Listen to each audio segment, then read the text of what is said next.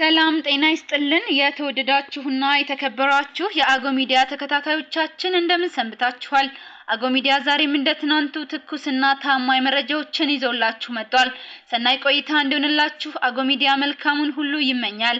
ለአገው ሚዲያ አዲስ ከሆናችሁ ሼር፣ ላይክ እና ሰብስክራይብ በማድረግ መረጃውን ለብዙሃኑ እንዲደርስ ማድረጋችሁን እንዳዘነጉ ማለት እንወዳለን። በቀጥታ ወደ መረጃው እናልፋለን። በቅድሚያም አርዕስቶችን እናሰማለን።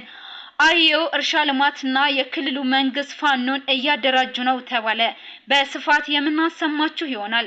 ብልጽግና ፓርቲ ከ81 በላይ የምርጫ ክልሎች እጩ ያላቀረበ ሲሆን ምርጫ ክልሎቹ በንጽጽር የአብንና የኢዜማ አመራሮች የሚወዳደሩባቸው መሆናቸው ተረጋግጧል።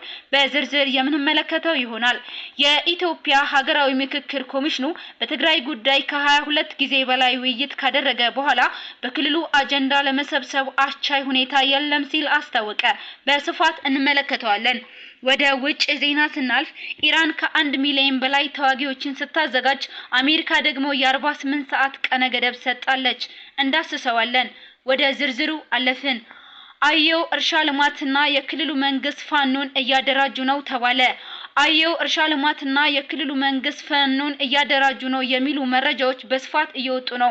መጋቢት 14 2018 ዓ.ም አመሻሽ አንድ ተሳቢ ነዳጅ የጫነ ቦቴ መኪና ለፋኖ እንደተሰጠው የአካባቢው ነዋሪዎች እየገለጹ ሲሆን የአገው ህዝብ ግን በነዳጅ እጥረት ምክንያት የ50 ብር ትራንስፖርት መንገድን በትንሹ 500 ብር እየከፈለ መሆኑን የብሔረሰቡ ዞን ነዋሪዎች በምሬት እየገለጹ ነው።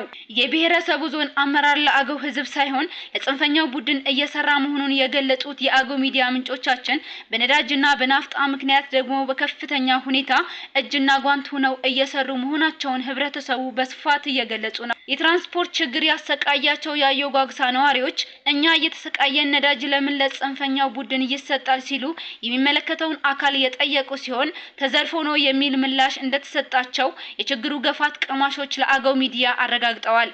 በተያያዘ መረጃ የብሔረሰብ ዞኑ አመራር የሚያደርገው ተግባር እንዳሳዘናቸውም ጭምር አብራርተዋል። ብልጽግና ፓርቲ ከ81 በላይ የምርጫ ክልሎች እጩ ያላቀረበ ሲሆን ምርጫ ክልሎቹ በንጽጽር የአብንና የኢዜማ አመራሮች የሚወዳደሩባቸው መሆናቸው ተረጋግጧል።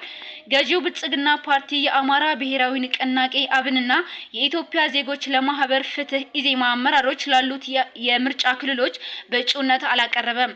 የአዲስ አበባ ከተማና የአማራ ክልል ምርጫ ክልሎች ላይ ብዙ በመሆኑ የተረጋገጠ ሲሆን ኢዜማ ደግሞ በአዲስ አበባ ከተማ ባሉ 3 የህዝብ ተወካይ ምክር ቤት መቀመጫዎች ውስጥ ብልጽግና እጩ አላቀረበም። ገዢው ብልጽግና ፓርቲ እጩ ባላቀረበባቸው ከ80 በላይ የህዝብ ተወካይ ምክር ቤት መቀመጫዎች ውስጥ የተቃዋሚዎች የአማራ ብሔራዊ ንቅናቄ አብንና የኢትዮጵያ ዜጎች ለማህበር ፍትህ ኢዜማ አመራሮች የሚወዳደሩባቸው የምርጫ ክልሎች እንደሚገኙ ታውቋል። የእጩዎች ዝርዝር እንደሚያሳየው የአብን ሊቀመንበር ዶክተር በለጠ ሞላና የኢዜማው ሊቀመንበር ኢዮብ መስፍን እጩ ሆነው በቀረቡባቸው ምርጫ ክልሎች ብልጽግና ተወዳዳሪዎችን አላስመዘገበም።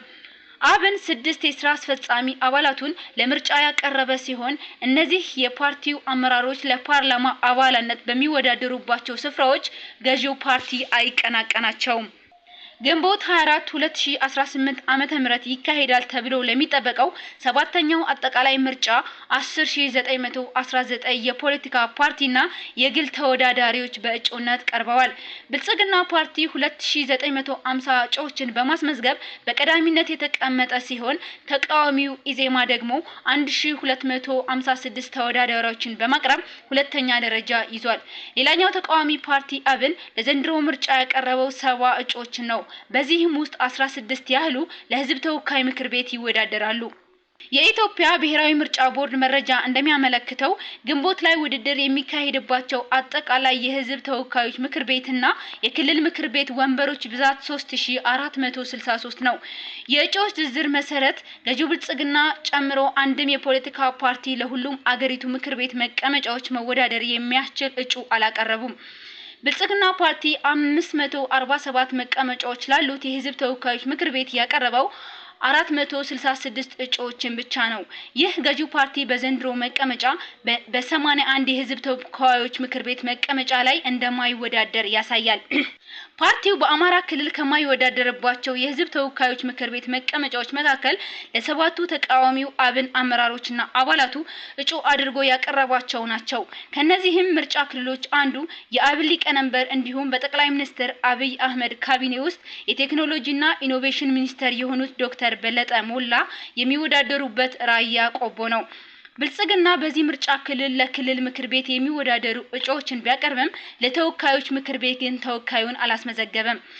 የአብን ምክትል ሊቀመንበር እንዲሁም የአማራ ክልል ባህል ቱሪዝምና ስፖርት ቢሮ ኃላፊ የሆኑት መልካሙ ጸጋዬ ለህዝብ ተወካይ ምክር ቤት በሚወዳደሩበት ላይጋይንት አንድ ምርጫ ክልልም ብልጽግና እጩ አላቀረበም። ብልጽግና የፓርላማ እጩ ያላቀረበበት ሌላኛው ምርጫ ክልል ኩታበር ነው።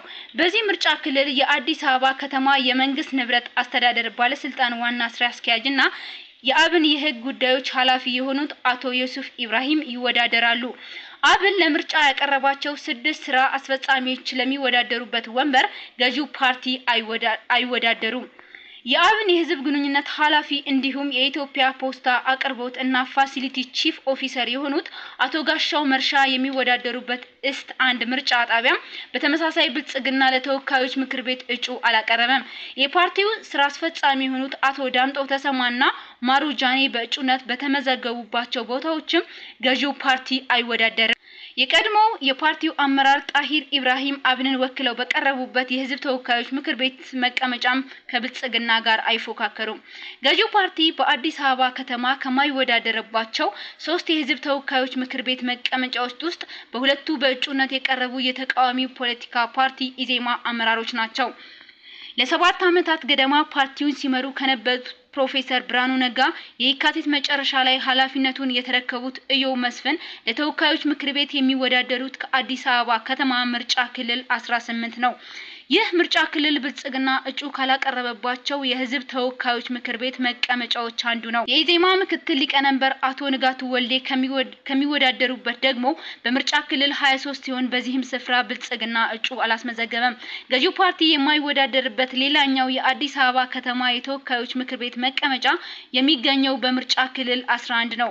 በዚህ ምርጫ ክልል ከሚወዳደሩ እጩዎች መካከል ትብብር ለኢትዮጵያ አንድነት ወክለው የቀረቡት የተወካዮች ምክር ቤት አባሉ አበባው ደሳለውና የኢዜማ ትዕይንት ካቢኔ አባል የሆኑት ዶክተር ሰይፈ ገብርኤል ተሾማ ይገኙበታል። አብዛኛው የኢትዮጵያው ገዢ ፓርቲ ብልጽግና የማይወዳደርባቸው ወንበሮች በአብዛኛው ለኢዜማና ለአብን ታስቦ የተለቀቀ ነው በማለት በስፋት የብልጽግናንና የሁለቱ ፓርቲዎች ዝምድናም ተተችቷል። የኢትዮጵያ ሀገራዊ ምክክር ኮሚሽን በትግራይ ጉዳይ ከ22 ጊዜ በላይ ውይይት ካደረገ በኋላ በክልሉ አጀንዳ ለመሰብሰብ አስቻይ ሁኔታ የለም ሲል አስታወቀ። በትግራይ ክልል ምክክር ለማካሄድ አስቻይ ሁኔታ አለመኖሩን የኢትዮጵያ ሀገራዊ ምክክር ዋና ኮሚሽን መስፍን አሪያ ገለጹ። ሀገራዊ ምክክር ኮሚሽኑ አስቻይ ሁኔታ የለም ብሎ የተናገረው መጋቢት 18 2018 ዓ.ም በጽህፈት ቤቱ በሰጠው ጋዜጣዊ መግለጫ ነው። በሰሜን ኢትዮጵያ የተካሄደው ጦርነት ከተጠናቀቀ በኋላ የተለያዩ ማህበራዊና ኢኮኖሚያዊ ቀውሶች እንደተፈጠሩ ኮሚሽኑ እንደሚረዱ የገለጹት ፕሮፌሰር መስፍን ከተለያዩ አካላት ጋር ከ22 ጊዜ በላይ ውጤታማ ውይይት እንደተደረገ ገልጸዋል። በውይይቶቹ መግባባት ላይ ቢደረስም አጀንዳ ለማሰባሰብ ግን በክልሉ አስቻይ ሁኔታ ባለመፈጠሩ በአዲስ አበባ ለማድረግ እንደተገደዱ ማስታወቀዋል። ኮሚሽኑ በአዲስ አበባ በተያዘው የመጋቢት ወር እንደማያካሂድም ገልጸዋል። ኮሚሽኑ የአጀንዳ ማሰባሰቡን አካሂዳለው ያለው ከክልሉ ሁሉም ተወካዮች በማምጣት መሆኑንም አስረድተዋል። ክልሉ ያለው የጸጥታ ሁኔታና አስቻይ ሁኔታ ባለመኖራቸው ሁሉም ተወካዮች ወደ አዲስ አበባ አመጣለው ነው ያለው።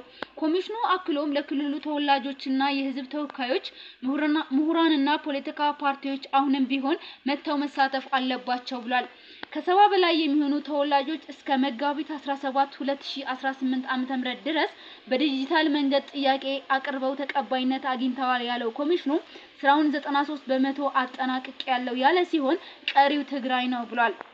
በታህሳስ 2014 አዋጅ ጸድቆለት በዚሁ ዓመት የካቲት ወር ስራ የጀመረው ኮሚሽኑ በአዋጅ የተሰጠውን ስራ ማጠናቀቅ ተስኖት 2 ጊዜ የስራ ጊዜው ተራዝሞለታል። ኮሚሽኑ በአዋጅ የተሰጠው የ3 ዓመት እድሜ ቢሆንም ኃላፊነቱን በ4 ዓመት ሊጨርስ ባለመቻሉ ባለፈው የካቲት ወር የስራ ጊዜው ለ8 ወራት ዳግም ተራዝሞለታል።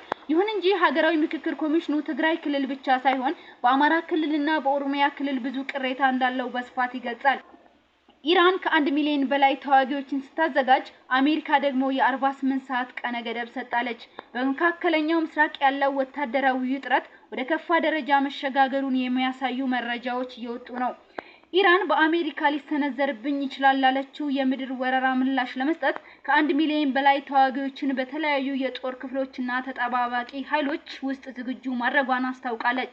ይህ ግዙፍ የሰራዊት ስምሪት ኢራን ከዚህ ቀድሞ ከነበሩት ውስጥ ግጭት ወጥታ ወደ ሙሉ ጦርነት ዝግጅት መሸጋገሯን የሚያሳይ ነው።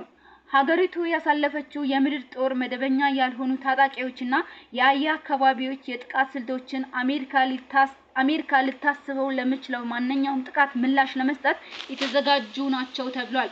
ኢራን ወታደራዊ ዝግጅት በዋናነት የምታተኩረው የተደራረበ መከላከያ ስልት ላይ ሲሆን ይህም የሀገሪቱን መልክዓ ምድራዊ አቀማመጥ፣ ግዙፍ የሰው ኃይልና ያልተማከለ የእዝ መዋቅር በመጠቀም ኢራን የአሜሪካ የቴክኖሎጂ የበላይነትን ለመቋቋም ያለመ ነው። ይህም ጦርነቱ ከተጀመረ ለአጭር ጊዜ ሳይሆን ለረጅም ጊዜ ሊቀጥል እንደሚችል ማሳያ ነው። ይህ ዝግጅት እንደ አሜሪካ፣ እንግሊዝ፣ ፈረንሳይና ጀርመን ላሉ ሀገራት ትልቅ ስጋት ፈጥሯል። የምድር ላይ ጦርነት ከተጀመረ ግጭቱ እጅግ ውስብስብና ከፍተኛ ዋጋ የሚያስከፍል ደረጃ ላይ የሚሻገር ሲሆን ውጤቱም ከመካከለኛው ምስራቅ አልፎ በመላው ዓለም ላይ ኢኮኖሚ፣ ፖለቲካዊ ቀውስ ሊያስከትል እንደሚችል በባለሙያዎች እየተተነበየ ነው። ይህ በእንዲህ እንዳለ የአሜሪካው ፕሬዝዳንት ዶናልድ ትራምፕ ደግሞ ኢራን የሆርሙዝ ሰርጥ ያለምንም ቅድመ ሁኔታ ክፍት ካላደረገች የኢራን የኃይል ማመንጫዎች ሙሉ ለሙሉ እንደምታወድም ለ48 ሰዓት እንዲሁም መጋቢት 18 2018 ዓ.ም የሚያበቃ የ5 ቀነ ገደብ ሰጥተው ነበር። መጋቢት 18 2018 ዓ.ም ለኢራን የተሰጠው የ5 ቀን ቀነ ገደብ መጠናቀቁን ተከትሎ ፕሬዝዳንቱ በኢራን የኃይል ማመንጫ ላይ ጥቃት ለመሰንዘር ተጨማሪ 10 ቀናት ማራዘማቸውን አስታውቀዋል። አጎ ሚዲያን ወዳችሁ ስለምትከታተሉንና ለሌሎች እንዲደርስ ሼር ስለምታረጉ እያመሰገንን በሌላ ዝግጅት እስከምንገናኝ መልካሙን ሁሉ ተመኘን።